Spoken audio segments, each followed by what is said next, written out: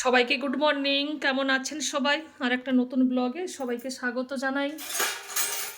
আজকের শনিবার, আজকের আমার মেয়ে আসছে, ওই জন্য সকালে উঠে সবজি কেটে রান্নাটা বসিয়ে দিয়েছি।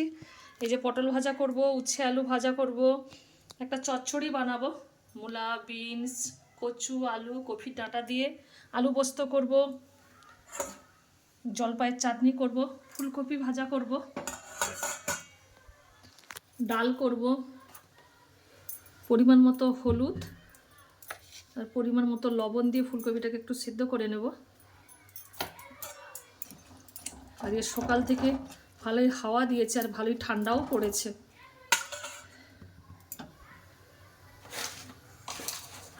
কড়াইতে পরিমাণ মতো ফোড়ন, একটু তেল দিয়ে দিলাম, পটলে একটু লবণ আর একটু হলুদ মেখে নেব।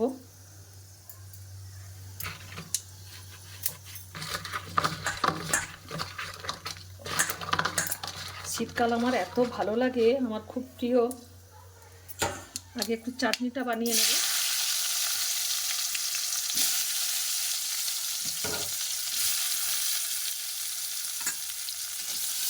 আমার মেয়ের ছুটি আছে, আজকে শনিবার, আগামীকাল রবিবার। অনেক দিন আসেনি তারা, ওই জন্য আসছে আজকে বাড়িতে।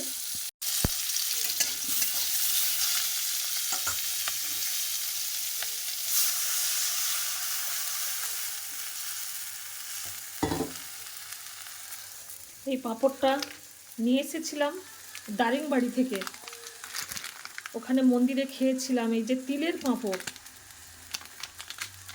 এত টেস্টি। এটা আজকে ভাজা করব। কয়েকটা ভেজে খেয়েছিলাম আর মেয়ের জন্য রেখেছিলাম।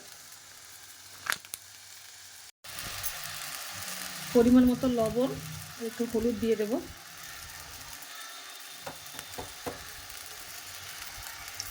আমাদের রানীকে দেখাই।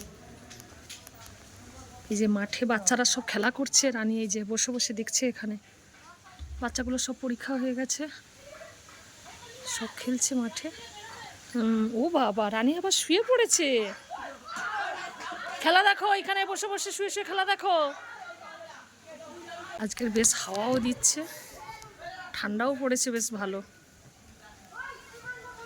এই তো শাক ভাজা হয়ে গেছে, পটল ভাজা হয়ে গেছে, উচ্ছে আলু ভাজাও হয়ে গেছে, চচ্চড়ি হয়ে গেছে, চাটনি করেছি, জলপাইয়ের চাটনি।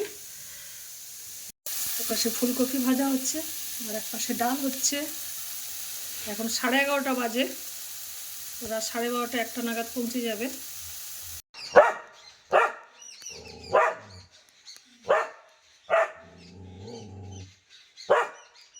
কথা বলতে বলতে দেখলাম এই যে রানী দেখলাম এই যে হনুমান, কত বড় হনুমান, এই যে গেটের উপর বসে আছে।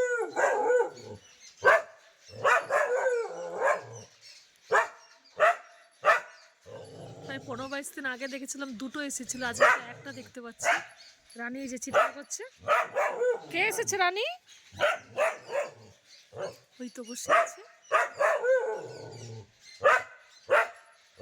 গাছের পাখিগুলো চিৎকার করছে।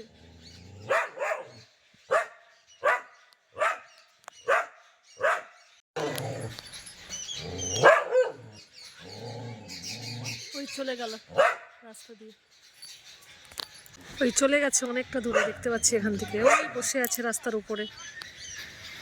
আর ছাদেও একটা কি সুন্দর জবা ফুল ফুটেছে, কি সুন্দর কালার ফুলটার।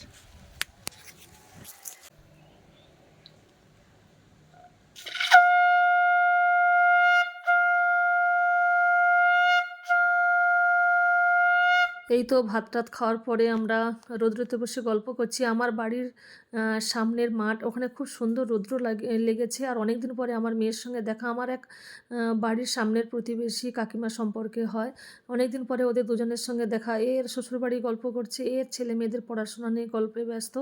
আর আমি তো ভীষণ মনে পড়ছে ছোটোবেলাকার কথা। আমরা ছোটোবেলায় কী সুন্দর রৌদ্রতে বসে পড়াশোনা করতাম, টিফিন খেতাম, ভাত খেতাম। ভীষণ মনে পড়ছে সেই সব দিনের কথা। আর আমার তো প্রিয় ঋতু শীতকাল। শীতকাল আমি ভীষণ ভালোবাসি। শীতকাল চলে যাওয়ার পরে আবার অপেক্ষা করে থাকি কবে আবার শীতকাল আসবে।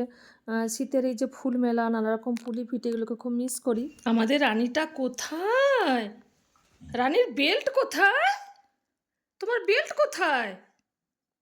রানীকে স্নান করিয়েছিলাম, বেল্টটা রোদে দিয়েছি। গলাটা কেমন খালি খালি লাগছে। এই তো সন্ধ্যাবেলায় ফুচকা রেডি করছি সবার জন্য। এরা সবাই ভীষণ ভালোবাসে ফুচকা খেতে। এখন প্রায় 7:30 8টা বাজতে যায়। ফুচকা বাজার খাবি থেকে নাকি রে? ফুচকা এনেছে।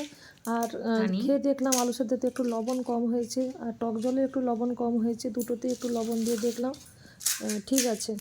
রাত্রে আজকে ফ্রাইড রাইস বানাবো আর মাশরুমের তরকারি করব। ফ্রাইড রাইসের চালটাকে ধুয়ে জলে ভিজিয়ে রেখেছি, আর মাশরুমটাকেও সমস্ত মশলা দিয়ে ম্যারিনেট করে নিয়েছি, আর বিনস গাজর মটরশুঁটিও ছাড়িয়ে নিয়েছি। এপাশে জল বসিয়ে দিয়েছি, জলের মধ্যে এলাচ লবঙ্গ দারুচিনি আর তেজপাতাও দিয়ে দিয়েছি। জলটা ফুটে গেছে, এরপরে চালটা দিয়ে দেবো, আর এপাশে কড়াইটাও বসিয়ে দিয়েছি। আজকের মতো ভিডিওটা এ পর্যন্তই। সবাই খুব ভালো থাকবেন, আনন্দে থাকবেন। সবাইকে গুড নাইট, সবাইকে টাটা।